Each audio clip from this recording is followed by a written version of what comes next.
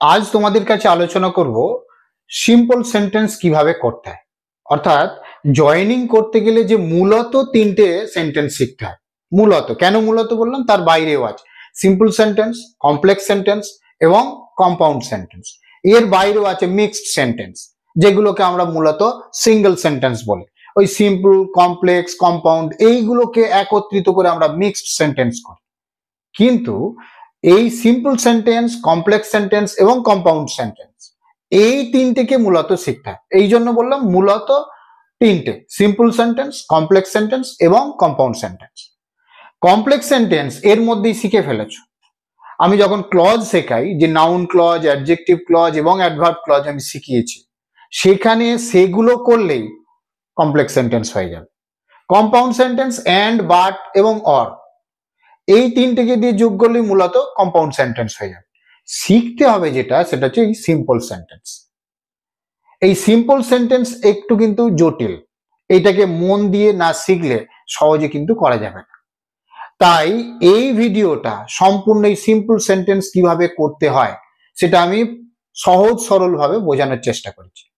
তোমরা ভিডিওটা সম্পূর্ণ দেখলে আশা করি তোমাদের কাছে এই সিম্পল সেন্টেন্স ব্যাপারটা সহজ হয়ে যাবে এবং তোমরা নিজেরাই জয়েনিং করতে পারবে। তাহলে চলো আমরা সেই সিম্পল সেন্টেন্সটা শিখি। এবং ভিডিওটা দেখে যদি উপকৃত হও তাহলে অবশ্যই লাইক, কমেন্ট, শেয়ার করে এবং অবশ্যই আমাদের চ্যানেলটা সাবস্ক্রাইব করে আমাদের পাশে থেকো।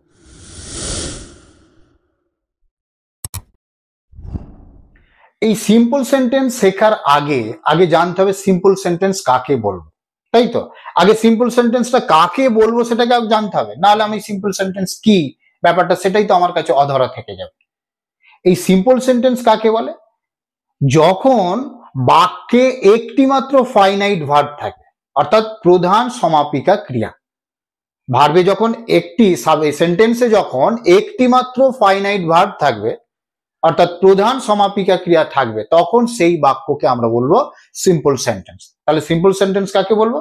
যে বাক্যে একটি মাত্র ফাইনাইট ভার্ব থাকে সেই বাক্যকে আমরা বলবো সিম্পল সেন্টেন্স। অর্থাৎ তোমাদের যখন জয়েনিং করতে দেওয়া হবে, একের অধিক তোমাদের বাক্য দেওয়া হবে, সেখানে প্রত্যেকটা বাক্যে তোমরা ভার্ব পাচ্ছ, ফাইনাইট ভার্ব থাকছে, কিন্তু সেইগুলোকে একত্রিত করে মাত্র একটা ফাইনাইট ভার্ব ইউজ করে পুরো বাক্যগুলোকে জয়েনিং করতে হবে। সেটা যদি করতে পারো তখনই সেটা হয়ে যাবে সিম্পল সেন্টেন্স।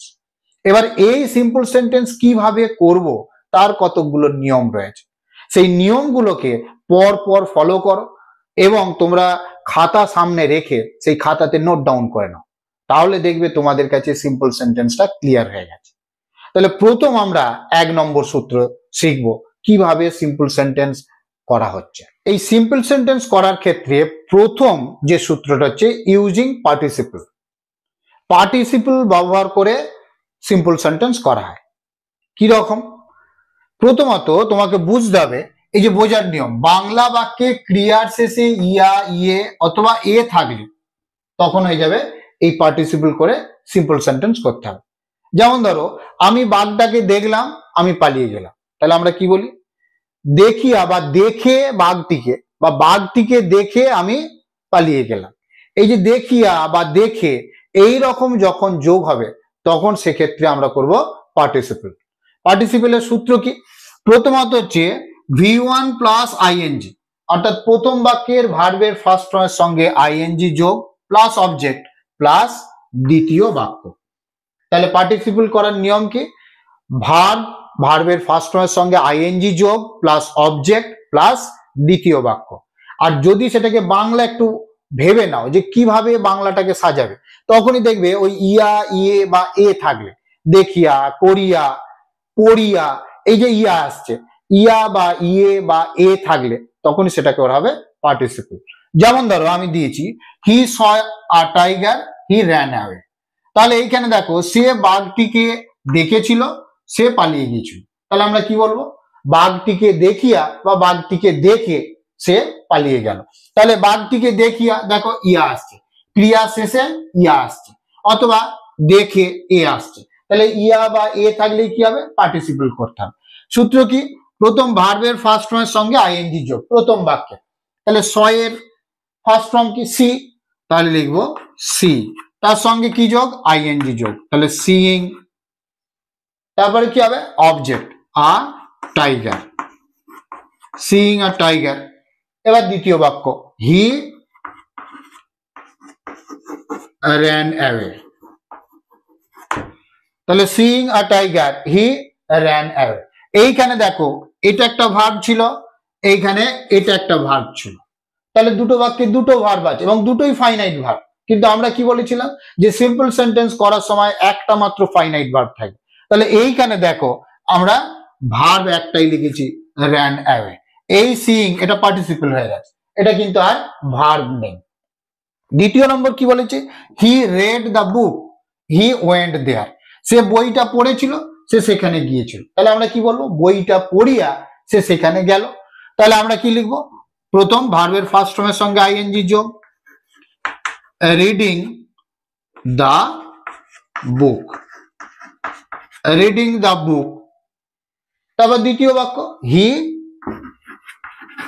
ওয়েন্ট দেয়ার, তাহলে এখানেও দেখো একটা মাত্র ফাইনাইট ভার্ব হলো ওয়েন্ট, আর রিডিংটা হয়ে গেছে পার্টিসিপল করে দেওয়া হচ্ছে।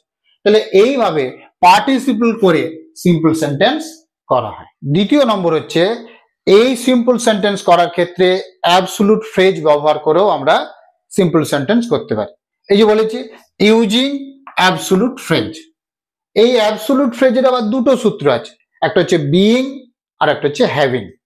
এই বিইং কোথায় হয়, এই বিইং হয় বাংলা বাক্যে হওয়ায় থাকে, বাংলা বাক্যে যদি হওয়ায় শব্দটা আসে তাহলে জানবে সেক্ষেত্রে বিইং হবে।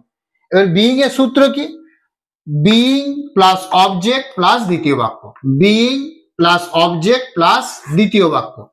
আর যদি দুটো বাক্যের সাবজেক্ট আলাদা আলাদা হয় তাহলে প্রথম বাক্যের সাবজেক্ট এখানে প্রথমে বসবে। তাহলে এমনি দুটো বাক্যের যদি সাবজেক্ট একই হয় তাহলে সূত্র হবে বিইং প্লাস অবজেক্ট প্লাস দ্বিতীয় বাক্য। কিন্তু দুটো বাক্যের সাবজেক্ট যদি ভিন্ন হয় তাহলে প্রথম লিখতে হবে subject plus being plus object plus দ্বিতীয় বাক্য। তাহলে চলো আমরা উদাহরণটা দেখি। He is ill he can not go there, সে অসুস্থ সে সেখানে যেতে পারছে না।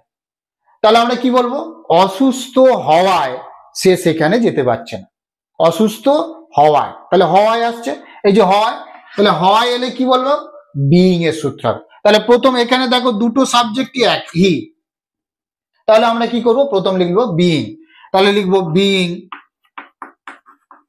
বিইং, তারপরে কি আছে অবজেক্ট ইল, বিইং ইল, তারপরে দ্বিতীয় বাক্য হি ক্যান নট গো দেয়ার, তাহলে বিইং ইল অসুস্থ হয় হি ক্যান নট গো দেয়ার।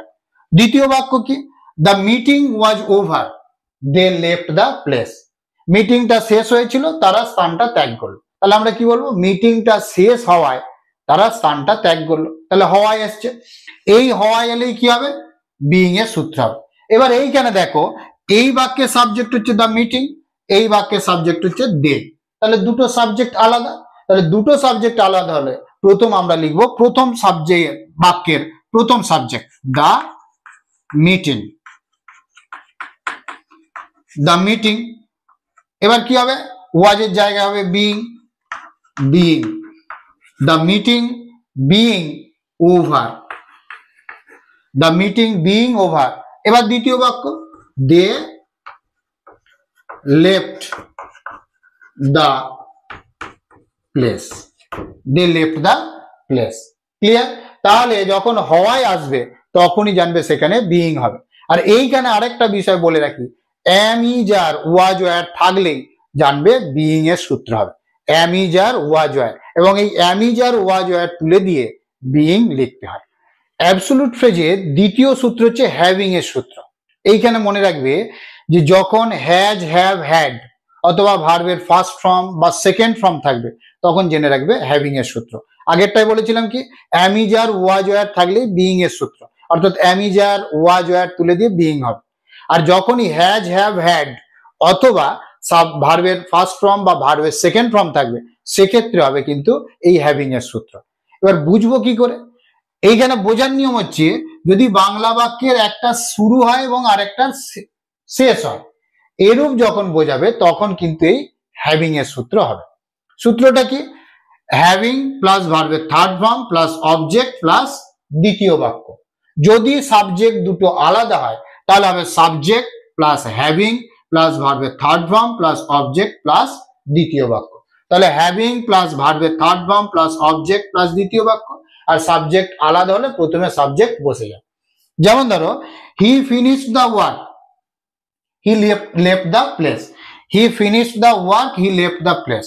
তাহলে আমরা কি বলবো? কাজটি শেষ করে সে স্থানটা ত্যাগ করলো। একটার শেষ হচ্ছে আর একটা শুরু হচ্ছে, তাহলে একটা শেষ আর একটা শুরু বা একটা শুরু আর একটা শেষ হলে কি হবে? হ্যাভিং এর সূত্র। আর একটা বোঝার বিষয় হচ্ছে এটা কিন্তু V2 অর্থাৎ ভার্বের সেকেন্ড ফর্ম, এটার মাধ্যমে বুঝতে হবে এটা কিন্তু হ্যাভিং এর সূত্র পড়বে। তাহলে কি হবে? এখানে যেহেতু দুটো সাবজেক্ট একই হি, তাহলে প্রথম আমরা লিখবো হ্যাভিং। তাহলে হ্যাভিং, তারপর কি আছে? ভার্বের থার্ড ফর্ম, তাহলে ফিনিশড, হ্যাভিং ফিনিশড। তারপরে কি আছে? Object, the work, having finished the work. এবার দ্বিতীয় বাক্য, হি লেফট দা প্লেস। তাহলে having finished the work, he left the place. দ্বিতীয় নম্বর কি? The sun rose, the fog disappeared. সূর্য উঠলো, কুয়াশা দূর হলো। তাহলে একটা শুরু আর একটা শেষ, তাহলে এখানে হবে হ্যাভিং এর সূত্র। কিন্তু এইখানে দেখো দুটো সাবজেক্ট আলাদা, the sun are the fog. তাহলে আমরা প্রথম কি লিখবো? এই যে প্রথম subject the sun, the sun, তারপরে হ্যাভিং, দ্য সান হ্যাভিং, ভার্বের third form Ryzen, the sun having Ryzen. এবার দ্বিতীয় বাক্য, the fog, the fog disappeared.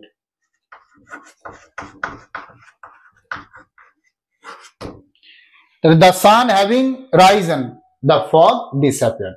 এখানেও দেখো একটাই মাত্র ফাইনাইট ভার্ব থাকছে, প্রথমটা যেমন লেফট, দ্বিতীয়টা হচ্ছে ডিসঅ্যাপিয়ার। তাহলে এইভাবে অ্যাবসোলুট ফ্রেজ করে সিম্পল সেন্টেন্স করা হয়। 3 নম্বর সূত্র হিসেবে শিখবো using noun or phrase in apposition. অর্থাৎ নাউন রূপে যখন ব্যবহার করা তখন কি করতে হবে? তখন এই যে ওয়াজ ওয়ার বা অ্যামিজার এইগুলোকে তুলে দিয়ে সেখানে কমা দিয়ে আমরা নাউন হিসেবে ব্যবহার করব। যেমন ধরো, রবীন্দ্রনাথ ওয়াজ এ গ্রেট পোয়েট, হি রোট গীতাঞ্জলি। তাহলে তখন আমরা কি করব? এই যে এইটা এই নাউন রূপে অর্থাৎ অ্যাডজেক্টিভটাকে আমরা কি করব? নাউন রূপে ব্যবহার করব। তাহলে আমরা লিখব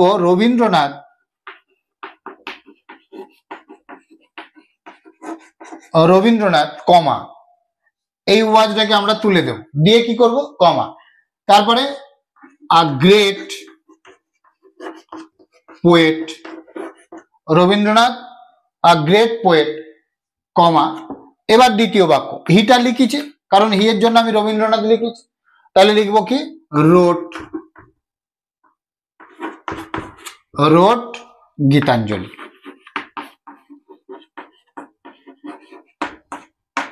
তাহলে Rabindranath a great poet wrote Gitanjali. তাহলে এখানে দেখো একটাই ফাইনাইট ভার্ব হলো।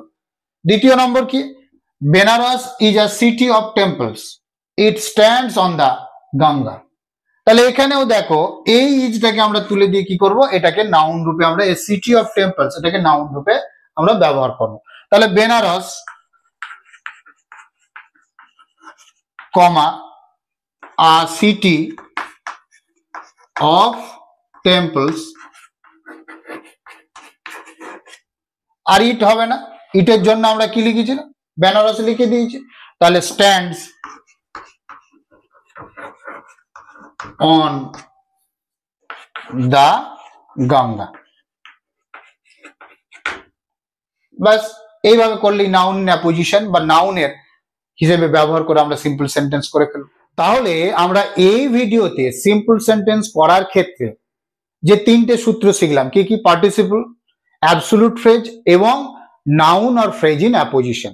অর্থাৎ এই পার্টিসিপল, অ্যাবসোলুট ফ্রেজ এবং noun or phrase in apposition দ্বারা কিভাবে সিম্পল সেন্টেন্স করতে হয় সেটা আমরা শিখলাম।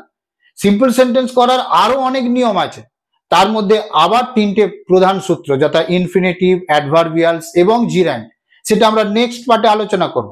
এবং তোমরা এই সমস্ত সূত্রগুলো যদি ভালো করে ফলো করো এবং নোট ডাউন করো এবং নিজেরা প্র্যাকটিস করো, তাহলে আশা রাখি তোমাদের কাছে সিম্পল সেন্টেন্স আর কঠিন লাগবে না।